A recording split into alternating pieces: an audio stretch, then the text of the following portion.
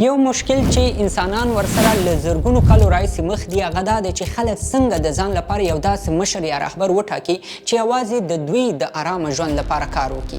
او دا ځکه یو لوی مشکل یادېږي چې په خلکو باندې د واکمنۍ او مشرتوب لپاره انسانانو په خپلو کې کلونه جګړې کړي دي او د یو بل وینې توی کړي دي. خو په اوسني عصر کې انتخابات یوه هغه لاره ده چې په وسیله د یو هیواد خلک بغیر له کومې جګړې او تشدد نه د ځان لپاره د خپلې خوښې مشر یا رهبر ټاکلی شي. امریکا یو له هغو ملکونو نه دی چې د انتخاباتو لپاره تر ټولو ښه سیستم لري، خو د دوی انتخابات دومره پیچلي دي چې هر څوک پې په اسانۍ نه پوهیږي. لکه د 2014 کال په ولسمشریزو ټاکنو کې هیلري کلینټن له ډونالډ ټرمپ نه تقریبا 3 میلیونه زیاتې رایې وړې وې، خو بیا هم انتخابات ډونالډ ټرمپ وګټل. د امریکا انتخابات په دنیا کې د اکثرو هیوادونو په سیاست باندې ژور تاثیر لري. نو په همدې خاطر راځئ چې نن په دې ویډیو کې د انتخاباتو هغه پیچلی سیستم په تفصیل او اسانه ژبه راوسپړو چې له مخې د امریکا تر ټولو ځواکمن شخص یا ولسمشر انتخابیږي. What do the national polls look like? Hillary Clinton's nationally, Joe Biden is currently ahead. But these national polls don't actually tell you who's going to win. He bypassed the Afghan government. He negotiated directly with a terrorist organization called the Taliban. په امریکا کې ریاستي نظام چلیږي، یعنی په دې هیواد کې یو ولسمشر او دې ولسمشر ته تر ټولو زیات واکونه او اختیارات ورکول شوي. هغه د امریکا د ټولې اجرایه قوې مشر د پوځ سرعلا قمندان هم او د لوی ډیپلومات په توګه په هر موضوع کې د امریکا د نمایندګۍ ټول صلاحیتونه هم ورکول شوي دي. ریاستي نظام له پارلماني نظام سره ډیر فرق لري، لکه په پاکستان او هندوستان کې چې پارلماني نظامونه چلیږي. هلته د ولسمشر په ځای وزیر اعظم بیا زیات صلاحیتونه او اختیارات لري. نو د امریکا په ریاستي نظام کې یو ولسمشر د 4 کلونو لپاره انتخابیږي او دا ولسمشر د غیر مستقیمې رایې اچونې پروسې په اساس ټاکل کیږي. مثلا خلک په مستقیم ډول ولسمشر ته رایه یا ووټ نه ورکوي. عام خلک په خپلو سیمو کې د ځان لپاره نمایندګان ټاکي او دا نمایندګان بیا د خلکو په اساس ولای د امریکا ولسمشر انتخابوي. دې ته د انتخاباتو غیر مستقیمه پروسه وایي. خو دا پروسه دومره اسانه هم نه ده څومره چې ښکاري، او دا ځکه چې انتخابات د رایې اچولو پر ورځې نه تقریبا 1.5 کال مخکې شروع کیږي او په 4 مرحلو کې بشپړیږي. په اوله مرحله کې هغه خلک د خپل ځان د کاندیدولو اعلان کوي چې غواړي ولسمشریزو انتخاباتو ته ودرېږي. په اصل کې ولسمشرۍ ته د کاندیدانو لپاره 3 شرطونه ټاکل شوي دي. اول شرط دا دی چې کاندید باید لږ تر لږه 15 کاله عمر ولري. دویم دا دی چې په امریکا کې پیدا شوی یا د امریکایي مور او پلار نه په بهر کې پیدا شوی، او دریم دا دی چې لږ تر لږه 14 کاله په امریکا کې اوسېدلی. له دې وروسته دویمه مرحله شروع کیږي او د دې مرحلې هدف دا دی چې عام خلک باید په خپله خوښه هغه شخص وټاکي چې څوک ولسمشرۍ ته کاندیدیږي. په نورو ملکونو کې اکثره د ګوندونو مشران راټولیږي او پریکړه کوي چې څوک باید ولسمشرۍ ته کاندید شي. خو په امریکا کې په دې هم د خلکو رایه اخیستل کیږي چې څوک باید راتلونکو انتخاباتو ته کاندید شي. دا مرحله په 2 شکله مخته ځي، یو ته یې پرایمریز وایي او بل ته یې کاکسز وایي. پرایمریز دا معنا چې په ځینو ایالتونو کې عام خلک راځي او خپله رایه په صندوق کې اچوي چې څوک باید ولسمشرۍ ته ودرېږي. او کاکسز دا معنا چې په ځینو ایالتونو کې بیا د هر ګوند غړي راټولیږي او د یو مشخص کاندید د ټاکلو لپاره نظریات اخلي او رایه اچونه هم کوي چې څوک باید راتلونکو ولسمشریزو ټاکنو ته ودرېږي. یعنی په امریکا کې 50 ایالتونه دي. دا ټول ایالتونه د ځان لپاره خپل ځانګړی سیستم او قوانین لري. په ځینو کې پرایمریز پروسه مخته ځي او په ځینو کې کاکسز، او په ځینو کې دا دواړه پروسې عملي کیږي. هغوی چې ځانونه د کاندید په توګه اعلان کړي په دې دوران کې د ځان لپاره کمپاین هم کوي او د خلکو او د خپلو ګوندونو د اساسو توجه راجلبوي. تاسو به همدا تیر کال لیدلی چې د جمهوریت غوښتونکو ګوند لخوا ډونالډ ټرمپ، نیکی هیلي او د مایک پینس په ګډون ډیر نور کسان هم کاندیدان وو او په هر ایالت کې ځان لپاره کمپاین هم کاوه. په دریمه مرحله کې همدا د خلکو رای او د ګوندونو د غړو رای راوړل کیږي د هر ګوند مرکزي کنونشن ته، او دې ته د ولسمشرۍ لپاره د کاندید د ټاکلو کنوانسون وایي. د هر ګوند په همدې کنوانسون کې دا فیصله کیږي چې څوک باید ولسمشرۍ ته ودرېږي.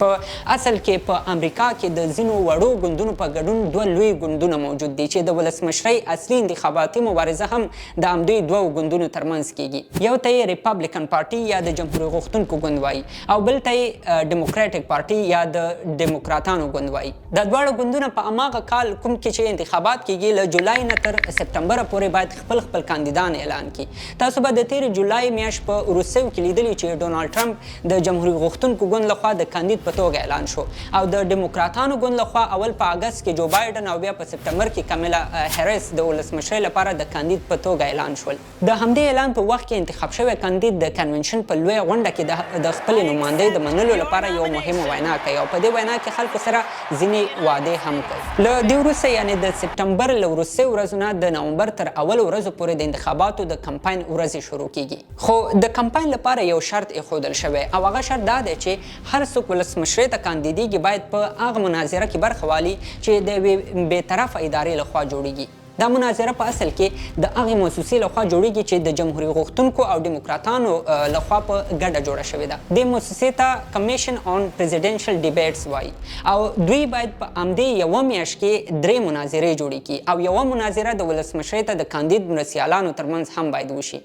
په دې مناظره کې باید کاندید خلکو ته د راتلونکو 4 کلونو لپاره خپل پلان تشریح کړي، په هر مهمه مسله خپل دریځ هم روښانه کړي او خلک په دې قانع کړي چې ولې باید دته رایه ورکړي. له دې مناظرې وروسته بېلابېلې ادارې تحقیق کوي چې مناظره چا وګټله. په اصل کې دوی له مناظرې مخکې هم د دواړو کاندیدانو په اړه د ځینو خلکو نظریات راخلي او کله چې مناظره ختمه شي د هماغو خلکو نظریات بیا پوښتي. د هر کاندید په اړه چې نظریات د پخوا په نسبت مثبت شوي هماغه د مناظرې ګټونکي اعلانیږي. په امریکا کې د انتخاباتو په وخت کې ټول ایالتونه په 3 برخو ویشل شوي دي. یو ته یې سره ایالتونه ویل کېږي چې جمهوریت غوښتونکي خپل ایالتونه ګڼي او فکر کوي چې دلته انتخابات په اسانۍ سره ګټلی شي، لکه د ټکزاس ایالت چې جمهوریت خواهان خپل ایالت ګڼي. بل ته یې آبي ایالتونه ویل کېږي چې ډیموکراتان خپل ایالتونه ګڼي او فکر کوي چې انتخابات به پکې حتما ګټي، لکه د کالیفورنیا ایالت. او دریم یې هغه ایالتونه دي چې هر وخت کېدی شي د یو ګوند په خلاف یا ملاتړ باندې ودرېږي، لکه د جورجیا ایالت چې هیڅ ګوند پکې اکثریت نه لري. نو په همدې خاطر کاندیدان کوشش کوي چې په دې دریم ډول ایالتونو کې تر ټولو ډېر کمپاین وکړي او هلته د اوسېدونکو خلکو رایې واخلي. کله چې کمپاینونه ختم شي بیا د نومبر په لومړۍ ورځو کې د انتخاباتو ورځ را رسیږي. خو دا یوازې ولسمشریز انتخابات نه وي، دلته څو ډوله نور انتخابات هم کیږي. یعنې په دې انتخاباتو کې د امریکا د ولسمشرۍ په خوا کې کانګرس ته هم غړي انتخابیږي او د ځینو ایالتونو لپاره والیان هم ټاکل کیږي. د امریکا کانګرس په اصل کې 2 برخې لري، یو ته یې سینټ یا د سنا جرګه وایي او بل ته یې هاوس آف ریپرزنټیټیو یا د خلکو د اساسو جرګه وایي. د هاوس آف ریپرزنټیټیو لپاره په هر ایالت کې د اساسو تعداد معلوم دی. مثلا کالیفورنیا تر ټولو ډیر د خلکو اساسي لري چې تعداد یې تر 450 رسیږي. ورپسې ټکزاس دی چې 40 کسان به د اساسو جرګې ته ځي. خو داسې ایالتونه هم شته چې یوازې یو کس به ترې د اساسو جرګې ته ځي، لکه د الاسکا ایالت. دویمې سینټ دی چې د دې لپاره هر ایالت ته 2 کسان ځانګړي شوي دي، یعنې له هر ایالت نه به سنا جرګې ته 2 نفره ځي. نو د انتخاباتو په ورځ امریکایان مستقیم خپل ولسمشر ته رایه نه ورکوي، هغوی د همدې سنا جرګې او د اساسو جرګې غړو ته رایه ورکوي. د انتخاباتو په ورځ دې دواړو ډلو ته الکتورل کالج وایي او همدا د الکتورل کالج غړي د امریکا د ولسمشر د ټاکلو لپاره د رایو په توګه حسابیږي. مثلا په کالیفورنیا کې 450 سیټونه د هاوس آف ریپرزنټیټیو لپاره دي او 2 سیټه د سېنات لپاره ځانګړي شوي دي چې ټوټل 50 سیټونه شول. نو په دې اساس ویل کېږي چې په کالیفورنیا کې 50 د الکتورل کالج رای موجود دي او هر څوک چې دا 50 رای وګټي په هغه ولایت کې انتخابات هم ګټلي دي. په اصل کې د امریکا په ټولو ایالتونو کې د اساسو د جرګې د سیټونو تعداد 415 دی او د سېنات د سیټونو شمیر 100 دی چې ټوټل 515 کېږي او 3 نور سیټونه د واشنگټن ډي سي دي چې له دې سره په مجموعي ډول د الکتورل کالج رایو شمیر 538 ته رسیږي. نو د انتخاباتو په ورځ همدا 538 کسان د الکتورل کالج په توګه ټاکل کېږي. په امریکا کې هر ایالت خپل قانون لري او د هماغه قانون په اساس پکې انتخابات کیږي او په هر ایالت کې د انتخاباتو بڼه بدله وي. خو په اکثرو ایالتونو کې د رای ورکولو په وخت کې په یوه پاڼه کې ولسمشرۍ ته د ولاړ شخص نوم لیکل شوی، ورپسې د هغه استازي نوم لیکل شوی چې سنا جرګې یا د اساسو جرګې لپاره کاندید دي او هر څوک چې د سنا جرګې یا د اساسو جرګې غړي ته رای ورکړي هماغه رایه د هغه ګوند او د ګوند لخوا ولسمشرۍ ته کاندید شوي شخص ته هم حسابیږي. خو دا ټاکنې د یو مهم چوکاټ له مخې ترسره کیږي او دا چوکاټ کولی شي چې هر وخت د انتخاباتو نتیجې بدلې کړي. دې چوکاټ ته وینر ټیک آل وایي او د امریکا په 48 ایالتونو کې همدا سیستم د انتخاباتو په وخت کې تطبیق کیږي. د وینر ټیک آل معنا دا ده چې که هر ګوند په یو ایالت کې له 50% زیاتې رای واخیستې د هغه ایالت ټول سیټونه به هماغه ګوند او کاندید ته ورکول کیږي. مثلا په یو داسې ایالت کې چې ډیر سیټونه دي لکه ټکزاس چې 40 سیټونه لري، په دې ایالت کې ډونالډ ټرمپ له 50% زیاتې رای واخیستې، نو هلته به 40 واړه سیټونه ډونالډ ټرمپ یا جمهوریت غوښتونکو ګوند ته ورکول کیږي. بیا که په هغه ایالت کې چې سیټونه 3 یا 15 هلته که ټول سیټونه وبایلي هم نو ډونالډ ټرمپ د ولسمشریزو ټاکنو ګټونکی کیدای شي.